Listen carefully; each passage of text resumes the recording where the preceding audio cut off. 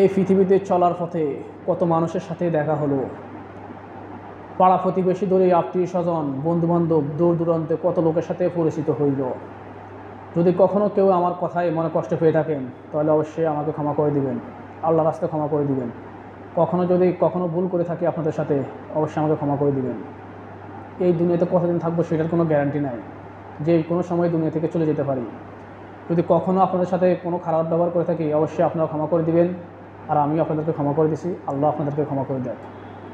কারণ মনে রাখবেন, এই দুনিয়াটা কিন্তু দুনিয়া নয়, এরপরও কিন্তু আসল দুনিয়া আমাদের আছে। এটা তো হচ্ছে আমরা সামান্য অতিথি। তাই চলার পথে অনেক লোকের সাথে দেখা হয়েছে, অনেক লোকের সাথে পরিচিত হয়েছে, অনেকের সাথে খারাপ ব্যবহার করছি, অনেকের সাথে ভালো ব্যবহার করছি। যদি কেউ আমার কথায় মনে কষ্ট পেয়ে থাকেন অবশ্যই আমাকে ক্ষমা করে দিবেন। কারণ কখন চলে যায় দুনিয়া থেকে বলা তো যায় না। কারণ নিঃশ্বাসের কোনো বিশ্বাস নাই, দুনিয়াতে আসার সিরিয়াল আছে, যাওয়ার কোনো সিরিয়াল নাই। তাই যদি কখনও কারো মনে কষ্ট দিয়ে থাকি, আমার আসার ব্যবহারে যদি কেউ কষ্ট পেয়ে থাকেন তাহলে আমাকে ক্ষমা করে দিবেন। কারণ অনেকের সাথে উঠা বসা করছি, অনেকের সাথে চলাফেরা করছি, বন্ধুবান্ধব আত্মীয় স্বজন পাড়া প্রতিবেশী, কর্মস্থল থেকে শুরু করে দোলনা থেকে মৃত্যু পর্যন্ত কত লোকের সাথে চলাফেরা করতে হবে, কত লোকের সাথে করছি।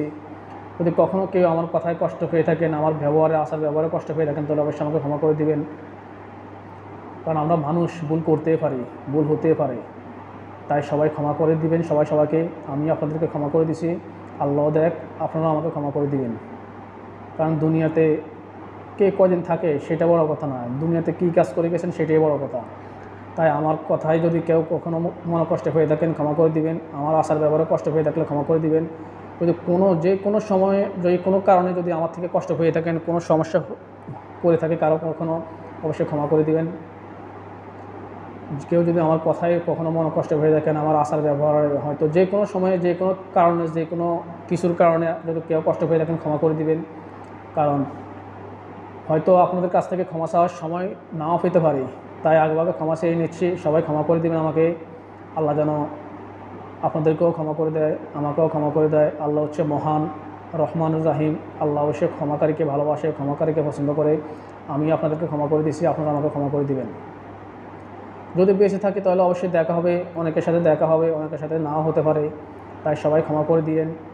যদি আমার কথাতে কেউ কখনো মনে কষ্ট পেয়ে থাকেন অবশ্যই ক্ষমা করে দিবেন। কারণ দুনিয়াতে আমরা আসছি, আবার চলে যাব। এই আসা যাওয়ার মাঝখান থেকে আমাদেরকে অনেক কিছু অর্জন করতে হবে, দুনিয়া ও আখিরাত দুটোর জন্য আমরা প্রস্তুত নিতে হবে।